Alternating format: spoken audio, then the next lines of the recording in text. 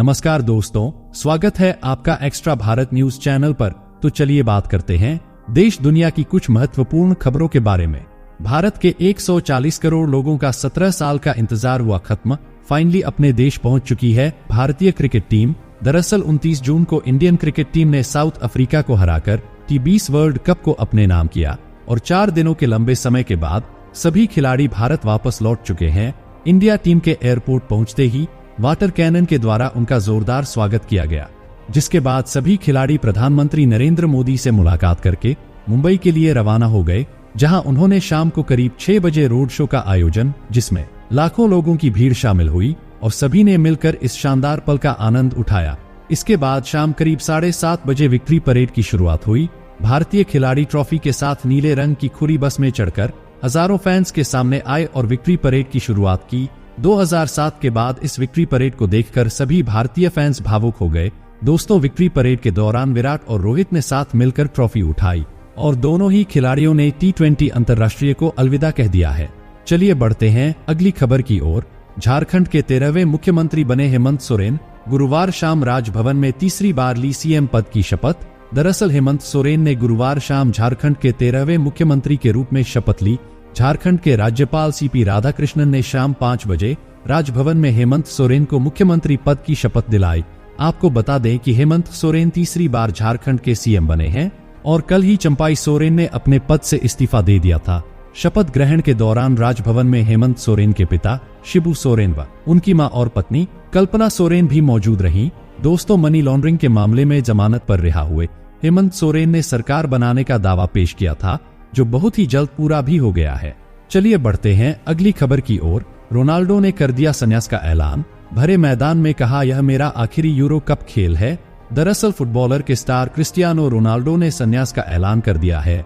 Ronaldo ने कहा है कि वे आखिरी बार यूरो कप खेल रहे हैं। इसके बाद अब वे इस यूरोपीय चैंपियनशिप में नहीं खेलेंगे। 39 साल के रोनाल्डो के नाम सबसे अधिक इंटरनेशनल गोल का रिकॉर्ड है। उन्होंने 211 इंटरनेशनल मैचों में 130 गोल किए हैं। बता दें कि स्लोवेनिया के खिलाफ रोनाल्डो पेनल्टी चूक गए। इसके बाद उनकी आंखों में आंसू आ गए थे। तब साथियों ने उनका हौसला बढ़ाया। इस मौके पर स्टेडियम में मौजूद रोनाल्डो की मां की आंखें भी नम हो गई थीं। चलिए बात करते हैं अगली बड़ी खबर की। प्रधानमंत्री नरेंद्र मोदी अगले सप्ताह 8 से 10 जुलाई तक रूस और ऑस्ट्रिया की आधिकारिक यात्रा पर रहेंगे। मंत्रालय ने जानकारी दी है कि वे 22वें भारत रूस वार्षिक शिखर सम्मेलन में सम्मिलित होंगे और इसके बाद वे ऑस्ट्रिया के राष्ट्रपति से भी मुलाकात करेंगे। दोस्तों, आपको बता दें कि भारत रूस वार्षिक शिखर सम्मेलन में रूस के राष्ट्रपति व्लादिमीर पुतिन ने PM मोदी को आमंत्रित किया है। विदेश मंत्रालय के अनुसार दोनों देशों के नेता आपसी हित और वैश्विक मुद्दों पर चर्चा करेंगे। चलिए अगली बड़ी खबर की बात करते हैं। देश की सबसे लोकप्रिय ट्रेन वंदे भारत के चाहने वालों के लिए बड़ी खुशखबरी है। दरअसल वंदे भारत की सफलता के बाद रेलवे अब जल्द ही वंदे भारत स्लीपर की सौगात लोगों को देने वाला है। बताया जा रहा है कि 15 अगस्त से कई रूटों पर वंदे भारत स्लीपर ट्रेनों की सेवाएं शुरू होने जा रही है। नई वंदे भारत स्लीपर ट्रेन की स्पीड 160 किलोमीटर प्रति घंटे की होने वाली है और इसका बाहरी डिजाइन लगभग वंदे भारत एक्सप्रेस के जैसा ही बनाया गया है। चलिए बढ़ते हैं अगली खबर की ओर।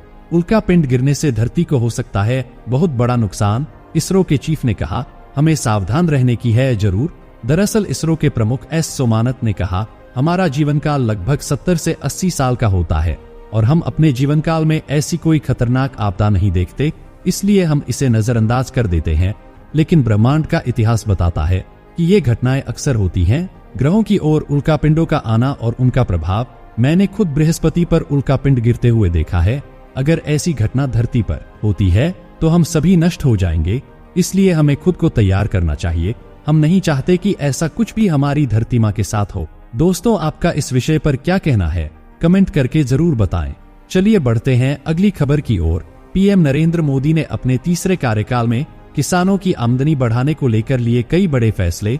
इसी कड़ी में बिहार सरकार ने हाल ही में केंद्र के सहयोग से एक ऐसी योजना लॉन्च की है, जिसके तहत किसानों को केंद्र और राज्य दोनों सरकारों की तरफ से सब्सिडी मिलेगी। देश के किसी भी राज्य में इस तरह की यह पहली योजना है, जिसमें 5 या 10 बीघा जमीन जोतने वाले किसान सालाना 50 लाख रुपए तक आमदनी घर बैठे ही कमा सकते हैं। देश में इस समय PM कुसुम योजना की खूब चर्चा हो रही है। योजना के तहत बिहार सरकार ने हाल ही में 1235 सोलर प्लांट लगाने के लिए टेंडर जारी किया था, जिसकी समय सीमा समाप्त होने के बाद एक बार फिर से इसकी अवधि बढ़ा दी गई है। दोस्तों, अगर आप भी बिहार से हैं तो इस योजना के लिए आवेदन जरूर करें। चलिए अब बात करते हैं देश भर के मौसम के बारे में। दरअसल पिछले कुछ दिनों से भारत में लगातार बारिश हो रही है, क्योंकि दक्षिण पश्चिम मानसून अपने तय समय से 6 दिन पहले ही पूरे देश में पहुंच गया है। इस बार मानसून ने 2 जुलाई तक पूरे देश को कवर कर लिया है, जबकि यह सामान्य रूप से 8 जुलाई तक पूरे देश में पहुंचता था। मानसून के चलते पूरे देश में खूब बारिश हो रही है। राष्ट्रीय राजधानी दिल्ली में बुधवार को कई इलाकों में बारिश हुई, जिससे लोगों को उमस से राहत मिली। मौसम विभाग ने कहा है कि अगले 2 दिन गरज के साथ बौछारें पड़ सकती हैं और 40 से 50 किलोमीटर प्रति घंटा की रफ्तार से हवा भी चल सकती है। चलिए बात करते हैं डीजल पेट्रोल के भाव की।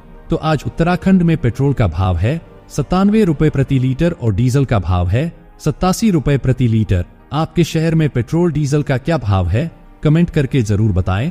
और आगे भी ऐसी न्यूज अपडेट पाने के लिए चैनल को सब्सक्राइब जरूर कर लें। जय हिंद, जय भारत।